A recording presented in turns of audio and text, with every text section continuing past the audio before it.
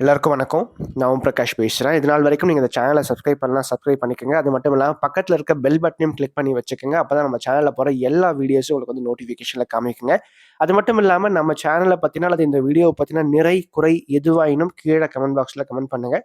என்னையும் திருத்திக்கிறேன். மேற்கொண்டு உங்களுக்கு புடிச்ச மாரி நெறைய வீடியோஸும் நம்ம சேனல்ல வந்து வரப்போகுது அப்டின்னே சொல்லலாம். சரிங்களா?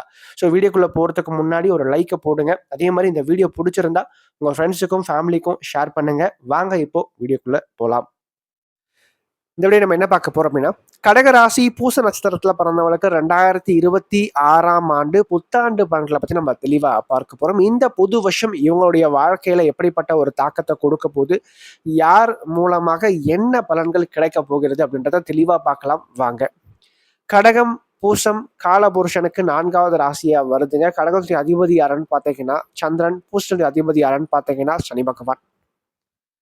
கடகம் பூசத்துல பிறந்தவங்களுக்கு பாத்தீங்கன்னா இதனால் வரைக்கும், அதாவது ராசிக்கு 12ஆம் இடத்துல குரு பகவான் அமர்ந்திருக்காருங்க. ராசிக்கு பாக்கியத்துல சனி பகவான் இருக்கார். 2ஆம் இடமான குடும்பஸ்தானத்துல கேதுவும், 8ஆம் இடத்துல ராகுவும் இருக்காங்க. இந்த நிலையானது அடுத்த ஆண்டு ஜூன் மாதம் வரைக்கும் நீடிக்கும். சரிங்களா?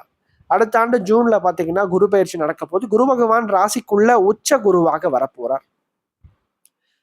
கடகத்தை பொறுத்த வரைக்கும் குரு பகவான் வந்து 6ஆம் இடத்தோடு தொடர்பு, அதாவது 6ஆம் இடத்தை பார்க்கவோ அல்லது 6ல இருக்கவோ கூடாதுங்க. சரிங்களா? அல்லது சனியோட சேர்ந்து இருக்கக்கூடாது. சரிங்களா? பொதுவா சனியோட, ஏன்னா 8ஆம் அதிபதியா சனி வந்துடுவார், 6ஆம் அதிபதியா குரு வருவார். சரிங்களா? அப்படி இருக்கின்ற போது அவர் இதனால் வரைக்கும் 12ஆம் இடத்துல இருந்து 6ஆம் இடத்தை பார்த்தனால கடனே இல்லாத கடகத்துல பூசத்துல பிறந்தவங்க கூட கடன் வாங்கி இருப்பீங்க. கையில இருந்து காசு கரையிறது நிறைய, அதாவது நிறைய விரயமா இருக்கும். சேர்த்து வைக்கிறதே அங்க பெரிய ஒரு குதிரை கொம்பா இருக்கும். என்னடா அது, நம்ம இதுக்கு முன்னாடி நம்ம கிட்ட இவ்வளவு காசு இருந்துச்சுன்னா இப்ப ஏன் காசே நிக்க மாட்டேங்குது அப்படின்றத நிறைய பேர் யோசிச்சிருப்பீங்க. சரிங்களா? அதுக்கு காரணம் 12ஆம் இடத்துல குரு பகவான் இருக்கும்போது செலவுகளை விரயங்களை மிகைப்படுத்தி கொடுப்பார் அப்படின்னே சொல்லலாம். சரிங்களா? இங்க நீங்க சேர்த்து வைக்கிறத விட செலவு பண்றதா கொஞ்சம் அதிகமாக இருக்கும். சரிங்களா? அது மட்டும் இல்லாம 12ஆம் இடத்துல இருந்து 6ஆம் இடத்தை பார்க்கறதுனால சிலருக்கு உடல் உபாதைகளை கொடுத்திருப்பார், ஆரோக்கியம் சார்ந்த பிரச்சனைகளை கொடுத்திருப்பார். சிலருக்கு வந்து பாத்தீங்கன்னா கடன் சார்ந்த விஷயங்களை சிக்க வச்சிருப்பார். சிலருக்கு பாத்தீங்கன்னா வேலை பலுவை மிகைப்படுத்தி கொடுத்திருப்பார். சரிங்களா? அதிகமான உடல் உழைப்பு போடுற மாதிரி ஒரு மாதிரி வாழ்க்கை வந்து அலைச்சலோடு இருக்கிற மாதிரியான தன்மைகளை கொடுத்திருப்பார் அப்படின்னு சொல்லலாம். ஒரு மாதிரி ஓடிக்கிட்டே இருக்கிற மாதிரி இருக்கும். சரிங்களா? இந்த நிலையானது அடுத்த ஆண்டு ஜூன் மாதம் முதல் பகுதி வரைக்கும் நீடிக்கும்.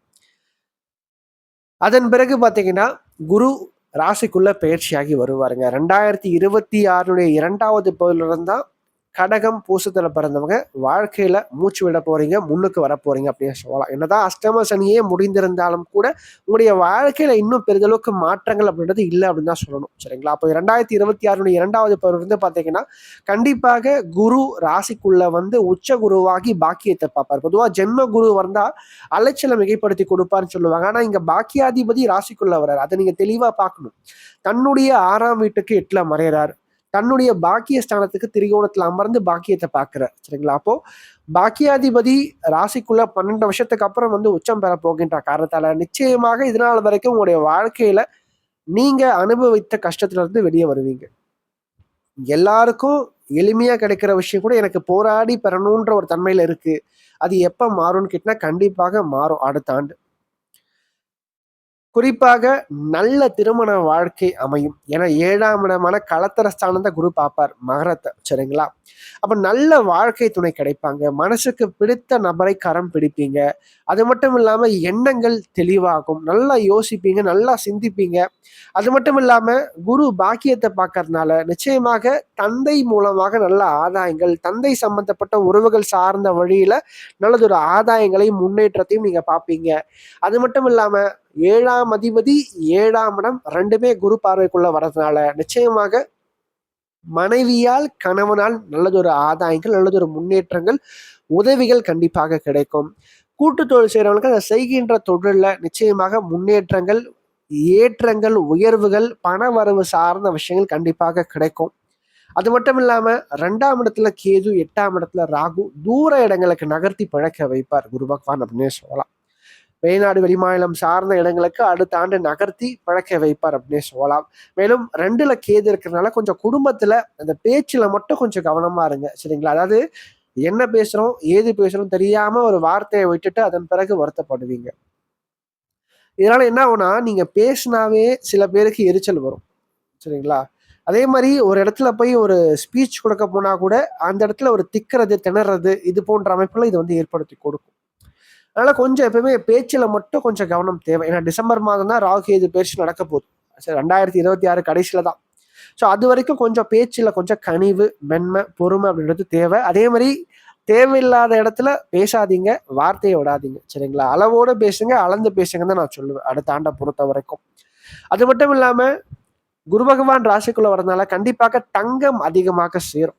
சரிங்களா? அதிகமாக தங்கத்த வாங்கி போடுவீங்க. மேலும் மாணவ, மாணவியர்கள பொறுத்தவரைக்கும் 5ஆம் இடமான அறிவு ஸ்தானம், புத்தி ஸ்தானம் குருவினுடைய பார்வைக்குள்ள வரதுனால கண்டிப்பாக புத்தி கூர்மை பலப்படும். நல்லா யோசிப்பீங்க, சிந்திப்பீங்க, திறமையா செயல்படுவீங்க. நல்ல மதிப்பெண்கள் பெறக்கூடிய ஒரு காலகட்டமாக இருக்கும் அப்படின்னே சொல்லலாம். ஸோ படிப்பு, விளையாட்டு 2துலயுமே ரொம்ப சிறப்பா வருவீங்க. அடுத்த ஆண்டு முக்கியமா பார்த்தீங்கன்னா, உங்களுடைய வாழ்க்கையில கெரியர்லயும் சரி, படிப்பு சம்பந்தப்பட்ட விஷயத்திலயும் சரி, நல்ல ஒரு ஏற்றத்த கண்டிப்பாக நீங்க பார்க்க முடியும் அப்படின்னே சொல்லலாம்.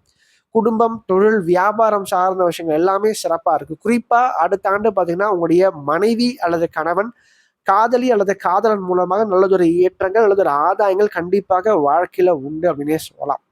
2வது தந்தை. நான் சொன்ன மாரி பாக்கியாதிபதி ராசிக்குள்ள வர்றனால, தந்தையால் ஆதாயங்கள், தந்தை சார்ந்த உறவுகளால் ஒரு சில முன்னேற்றங்கள் வாழ்க்கையில உண்டு. அல்லது உங்களுடைய நீங்க யார குருவாக நினைக்கிறீங்களோ, அவங்க மூலமாக நல்ல ஆதாயங்கள் உங்களுடைய வாழ்க்கையில நடக்கும் அப்படின்னே சொல்லலாம்.